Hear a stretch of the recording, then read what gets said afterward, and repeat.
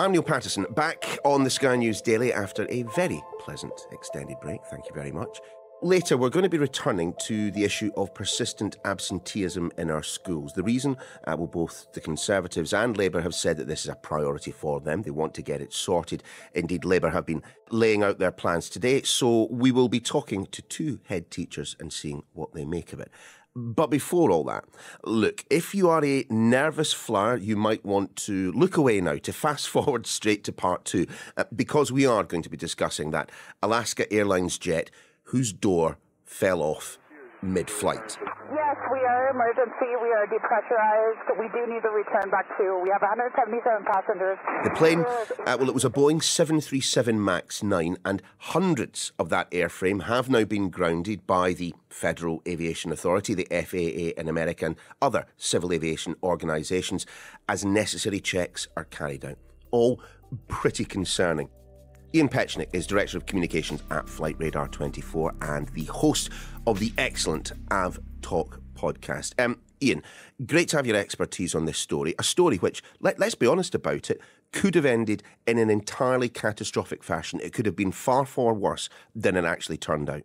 Not to take anything away from what happened and the events that occurred, but absolutely, it could have been so much worse had the door plug blown out at cruise altitude or at another portion of flight when the cabin pressure differential was higher between the cabin and the outside air. People were not buckled into their seats during the initial phase of flight. The cabin crew was out serving food and drink. All of those things that were, not bolted down in the cabin could have become projectiles. So this could have been much worse in a variety of ways. Early days in terms of any investigation, but of course there are commercial concerns involved. What is the best understanding of exactly what went on this Alaska Airlines flight? What we know so far, without getting into any speculation, is that the left mid-cabin exit door plug, I know that's a mouthful, departed the aircraft somewhere between 10 and 15,000 feet. The mid-cabin exit door plug is only fitted to 737-9 MAX that have a lower seating configuration than the maximum number. If you have, you can seat up to 220 people on the 737-9 MAX.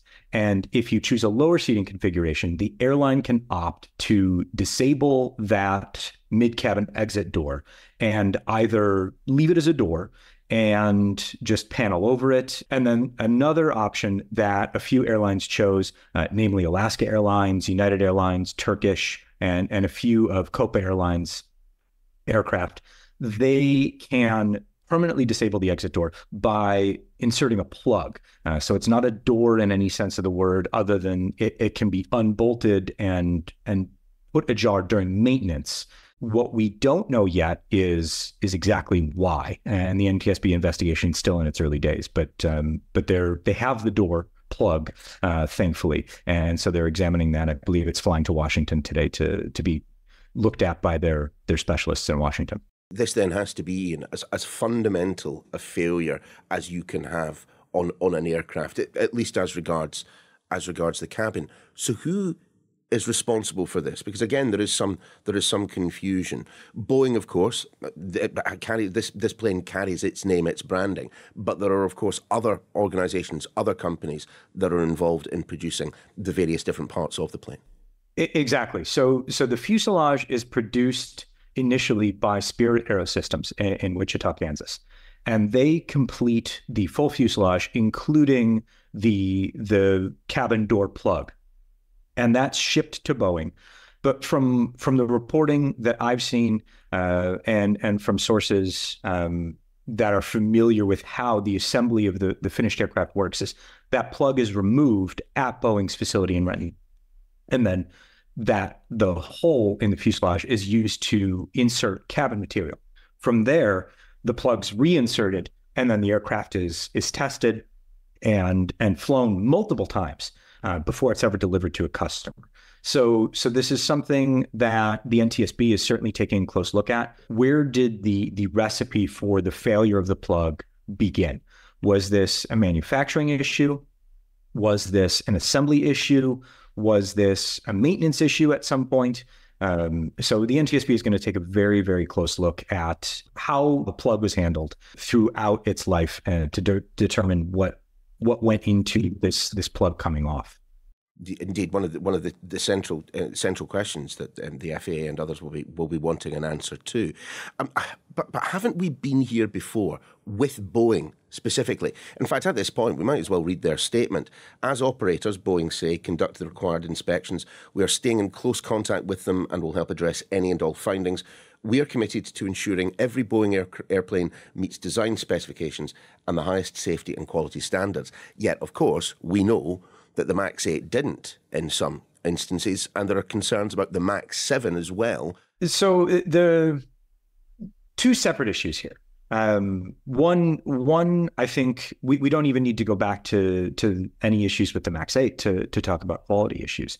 We can talk about the what's called multi-operator message that Boeing sent out at the end of 2023 because an international operator of the 737 found a loose nut in the rudder controls. And so Boeing said, okay, we're going to look at this. The issue is initial quality control, it seems to me, because Boeing's response to finding a deficiency or finding a defect is always to remedy it, which is exactly what you want. You want the airplanes as safe as they can possibly be. So I can't fault them for that. But it does seem that there is a growing list of quality control issues where the initial assembly of the aircraft is not to quote Boeing's words, design specifications. So why then has consumer confidence, and I'm not speaking about individual flyers here, just for the moment, in fact, actually, but why is the confidence of the industry just not fallen away with Boeing airframes, given the crashes that we have seen, given the problems with this particular airframe, and given the issues that we've talked about that predate even that? The biggest part of that puzzle is that most people don't know what aircraft they're on. Most people, unfortunately, don't read the safety card. So they never actually see what aircraft they're on. If you asked 100 people that weren't in the aviation industry, what plane are you on today? Flying from London to Amsterdam, 85 wouldn't know. So I think that has kind of insulated the industry from any real public backlash in real sense. There's also the fact that commercial manufacturing on narrow body aircraft is a duopoly. You have Boeing and you have Airbus, and that's it. You can't look at this is a car manufacturing issue where one manufacturer has a number of problems, and you say, okay, I'm not going to buy that car, because as a flying passenger, you don't get to choose which aircraft you fly on. If you're flying an airline, you have a 50-50 shot, basically. Or if you're flying on some airlines, you have a 100% chance of flying in a 737. So if you're flying Southwest in the US, if you're flying Ryanair in Europe, you're on a 737. If you're flying EasyJet, you're on an Airbus A320 family aircraft. So you don't really have a choice. And I think that's insulated the aircraft manufacturers from the general public. I do wonder, however, if this might be a tipping point for the end consumer, particularly in parts of the world where, like here, if you're taking short-haul domestic flights, there are choices that you can use. If you understand that the plane that you're getting on, a panel fell off it, just a few weeks before. If all available evidence didn't point to passengers choosing which airline to fly 95% based on price, I would say, yes, this might be a tipping point. But if the two crashes of the 737-8 MAX weren't tipping points, I can't see this as being a tipping point. Not to say that there shouldn't be closer scrutiny, I think, from the public to really put public pressure on Boeing in particular, but all manufacturers of aircraft. The thing about flying, commercial flying, is it's the safest it's ever been. If you go back a few decades, we would be talking about a higher number of accidents, certainly a higher number of fatalities, a higher number of injuries. And to the aviation industry's credit, through not only manufacturing and a variety of improved systems, flying is incredibly safe. And I don't want that to be lost. Indeed so. Still, I might just take the aisle seat for the next flight that I take. And keep your seatbelt on. Always keep your seatbelt on. I mean, if there's one thing to take away from a passenger's perspective, every time we see, turbulence injuries or things like that, it's, passengers weren't wearing their seatbelts when the crew always says, if you're seated, keep your seatbelt on. And this is an unfortunate but helpful reminder. Stay where you are and keep those seatbelts fastened. Back in a moment when we will be examining the political response to the growing problem of kids missing school. Back in a sec. Welcome back. The issue of kids missing school is, certainly one we've covered previously on the Sky News Daily, and the data alone would justify us returning to the topic. 21.2%, that's 1 in 5, were persistently absent from schools in England, missing 10% of mode of class time in the autumn-spring terms of 2022-23. That is double the absentee rate of the same period 2018-19. Little wonder that both the government and the opposition are making tackling this issue a priority, with Labour's Bridget Phillipson setting out their plans today. But we don't want to hear from the politicians, far better those who are actually dealing with the problems at the school gate. James Royal is head teacher of Blackrod Church School in Bolton. Keziah Featherstone is executive head teacher of Q3 Academy Tipton. Good to see you guys. Look, all too often, we almost immediately focus on the negatives in education. So perhaps for once, I'll start by asking for some examples where you've had real success at dealing with the problem. Keziah. We had a child who had become very frightened of school, had felt as if no one particularly liked her. And part of that was because of some declining attendance. It was around about sort of 80-85%. She wasn't attending every day, and therefore her friends saw her as an unreliable friend because she wasn't there all the time, which makes things harder. We did quite a lot of home visits, not me personally. The team is fantastic. They go out and they talk to the children and their families about some of their concerns. She felt she'd fallen behind. She really particularly struggled with maths. We found a way to get her doing some online work just for a little bit of time. And then we have a room here called the Refresh Room, which is staffed by an incredible member of staff called Ross. And it's a lot of members of staff go down and work there with the children. It's like a halfway house. So she was coming in for a couple of hours a week. And now she's going back into lessons. And originally it was Ross walking her, sort of making sure she was settled. She was by her friends. She's now in, her attendance over the last sort of coming up to Christmas, the last month or so was 100%. She came in every single day and she was happy. But that's an expensive resource. That takes time and it takes investment. But I don't think everybody working in government at the moment fully understands some of the reasons why children don't come to school. I think they think, they might be a little bit poorly and they don't want to come in with a cold or they want to go on a holiday. And it's so much more complex than that. And for some of our children, they're really unsafe when they're not in school. The safeguarding is a huge concern because actually if you are a single parent and you need to go into work and earn your salary today, but you've got a small child and you can't afford sort of a childminder and you need your year 10 child to stay home and look after your child, you make that decision. You kind of knock on the problem later on. James was nodding along all the way through that. James, what about from your own experience? So we've been able to help children to realise that they're really valued and that they're really missed when they're not in school. And I can think of a wonderful example of a young lady in Key Stage 2 who found it really difficult to break through the anxiety of wanting to come to school. And so for a period of time, did some lessons online and joined online and was so overwhelmed by the response of her class when they could see her online that she was desperate to come back in that set of circumstances. It was about helping them to feel missed, valued and wanted. And so, and it is lovely now to see that young lady is in school virtually every day. Well, let's dig into just exactly how big of a problem it is. I mean, those headline absenteeism figures, they are staggering. So many children are missing 10%, or perhaps even more, significantly more in some cases, 10% or more of their education. Keziah? I've been here just under 6 years, and I've had to challenge the problem with attendance twice. First, when we came, the predecessor school had allowed attendance to drop below 90%, and persistent absenteeism was around a third.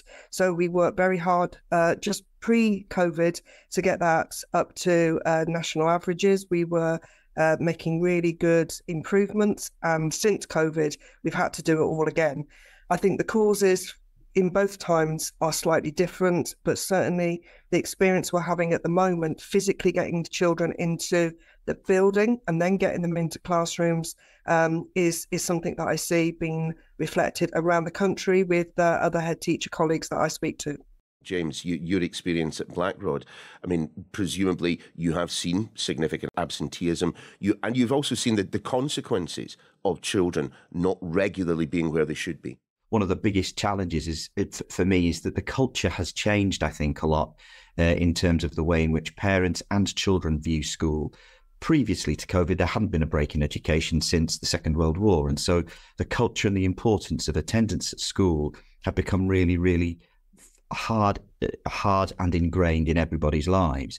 And I think that because we had to go through a process of lockdown, because we had to go through a process of reevaluation of the way in which our lives had worked, there was an opportunity, or there has been a sense where the importance of going to school has been perhaps diminished in the eyes of some people. Well, just to pick up on something that James said there then, Keziah, I mean, a couple of statistics leapt out at me whilst looking into this. The fact that 28% of parents now believe it is not essential for children to attend school every day. But perhaps even more importantly than that, whilst we have seen this rise in absenteeism rising within our schools, where else have we been seeing absenteeism rising? And it's in the workplace. We are seeing far more people out of work than ever before.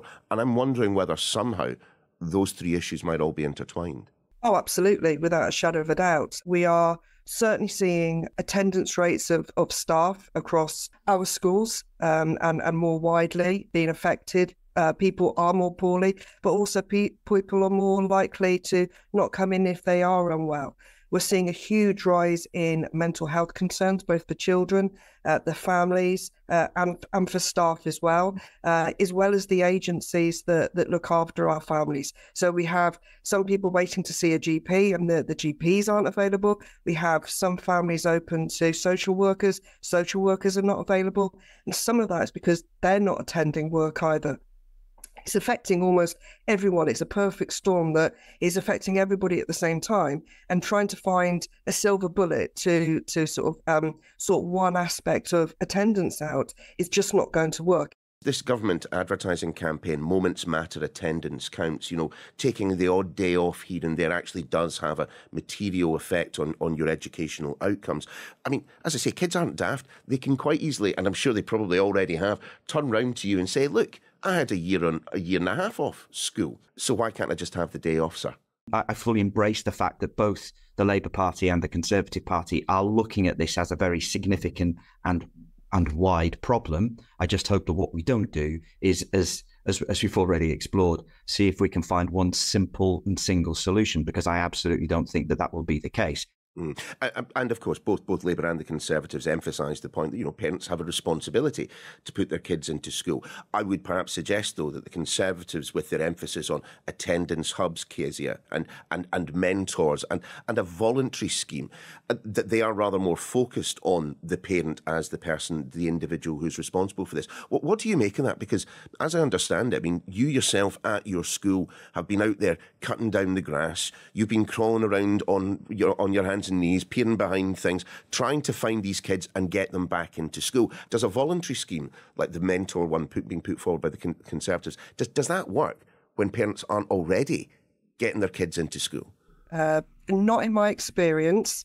It may work for some. I've been doing this quite a long time, and there's lots of voluntary support available for parents that they can already sign up for. There's early help. We have a lot of support in the school.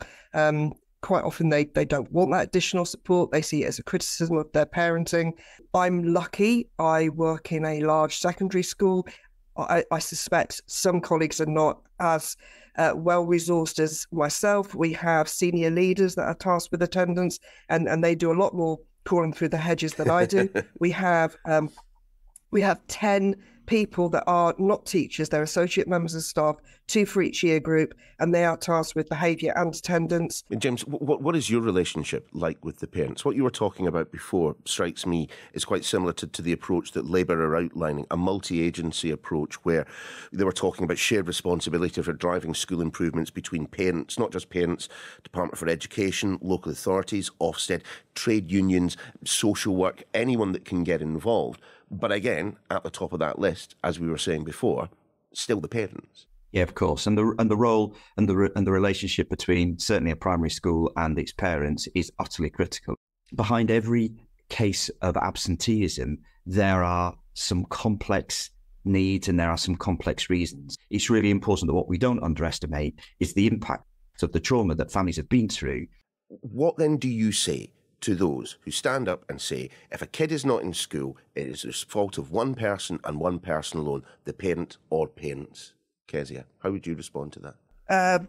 That's really unhelpful if you want to change that behaviour. None of us like having a finger pointed at us, and if we want to get the child into school, it needs to be all of our responsibilities to get them here and to keep them here. Yeah, I fully agree. Just recognising that there is one sole problem isn't going to solve it. I think we'll only end up resolving part of the issue.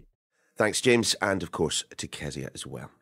Now, as the son of 2 teachers, one who went on to be a head teacher, in fact, I will admit to being somewhat sympathetic to their cause and their efforts, largely unseen, to give every child on the school roll the best education possible. That's your lot for this edition of The Daily. We will be back again tomorrow.